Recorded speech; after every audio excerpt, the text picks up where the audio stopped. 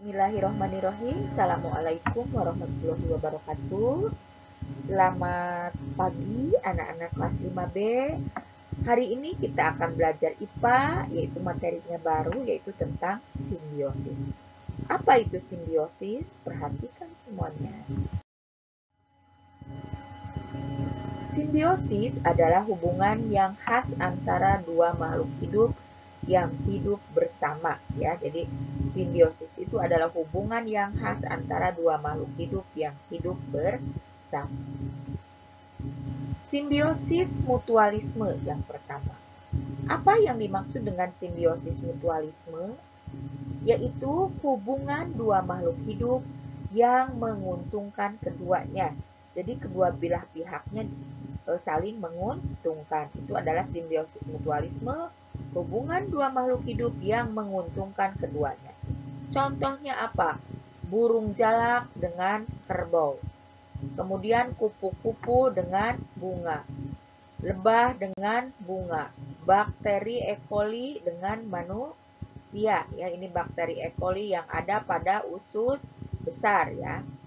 Mengapa burung jalak dengan kerbau dikatakan sebagai simbiosis mutualisme? Karena burung jalak akan memakan kutu yang ada pada punggung kerbau atau kulit kerbau. Sementara kerbau akan mendapatkan keuntungan, yaitu tubuhnya bebas dari kutu. Jadi dua-duanya ini saling menguntungkan. Burung jalak memakan kutu yang ada di tubuh kerbau, sementara kerbau tubuhnya bersih dari kutu karena dimakan burung jalak. Kemudian lebah dengan bunga, sama ini juga, ya. Lebah membantu proses penyerbukan pada bunga, ya, lebah itu. Jadi keuntungan yang diterima oleh bunga yaitu dibantu proses penyerbukan. Sementara lebahnya yaitu mendapatkan nektar atau sari bunga. Sama dengan kupu-kupu juga, ya. Jadi kupu-kupunya membantu proses penyerbukan, sementara bunganya dibantu proses penyerbukannya, ya. Jadi kupu-kupunya sama mendapatkan nektar, sementara bunganya dibantu proses penyerbukannya. Bagaimana dengan bakteri E. coli? Bakteri E. coli itu yaitu membantu proses pembusukan, ya, yang berada di usus mana? Di usus halus. Sementara manusia dibantu proses pembusukan di usus halus, dan bakteri E. coli-nya yaitu mendapatkan mungkin sisa-sisa makanan yang ada di usus halus, ya. Paham? Jadi yang dinamakan simbiosis mutualisme itu menguntungkan kedua belah pihak. Kerbau diuntungkan, burung jalak juga diuntungkan.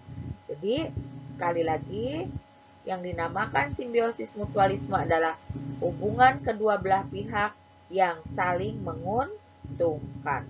Contohnya burung jalak dengan kerbau, kemudian kupu-kupu dengan bunga, kemudian ini lebah dengan bunga, kemudian bakteri E. coli dengan manusia, ya. Itu adalah simbiosis mutualisme.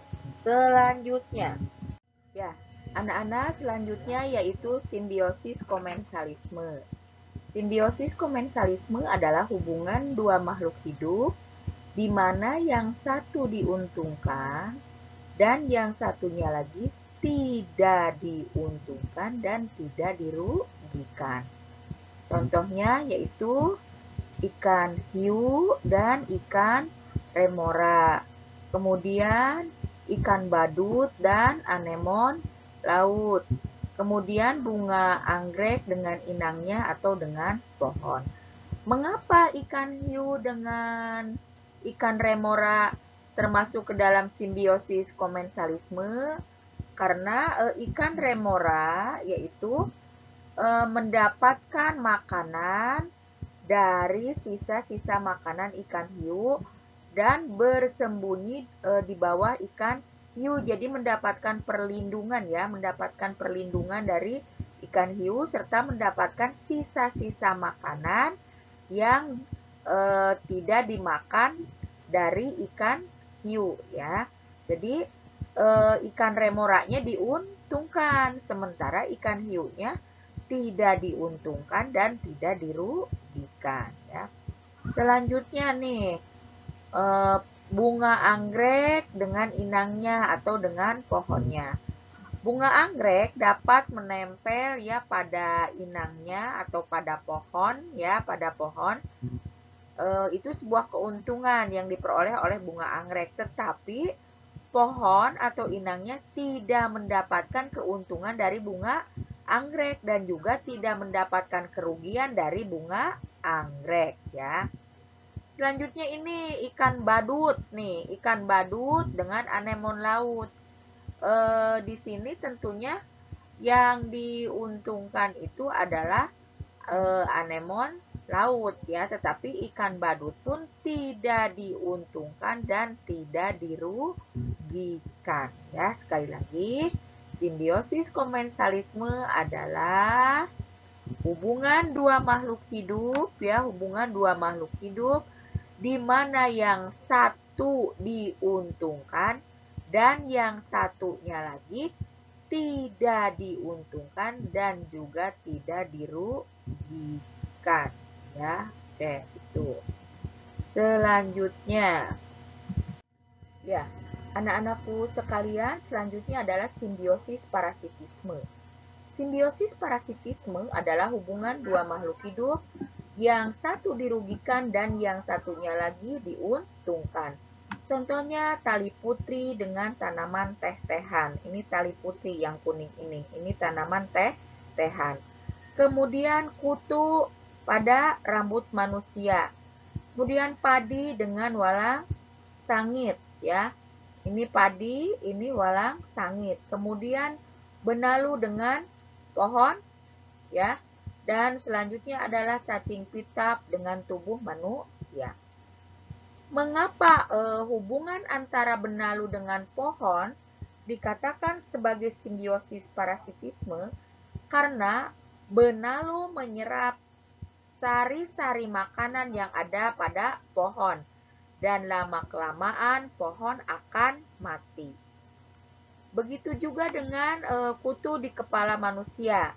Kutu akan menyerap darah yang ada di kepala manusia dan kepala manusia akan merasakan dampaknya, yaitu gatal ya, karena ada semacam racun mungkin yang ditebarkan oleh kutu. Selanjutnya adalah tali putri dengan pohon teh-tehan. Sama ini juga. Tali putri menyerap sari makanan yang ada pada pohon teh-tehan dan lama-kelamaan pohon teh-tehan akan mati. Selanjutnya, walang sangit, ini walang sangit dengan padi.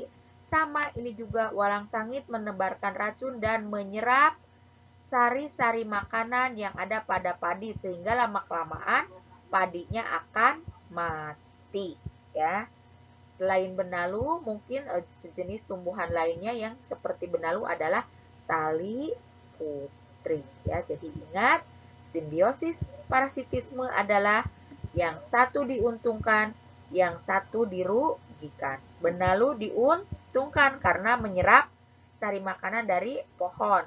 Tali putri juga sama diuntungkan karena menyerap sari makanan dari pohon. Sementara pohonnya dirugikan. Ini juga pohon teh-tehan dirugikan ya. Harus paham apa itu simbiosis, mutualisme, komensalisme, dan parasitisme. Anak-anakku sekalian, demikian pembelajaran kita hari ini. Wabillahi taufiq wal hidayah. Wassalamualaikum warahmatullahi wabarakatuh.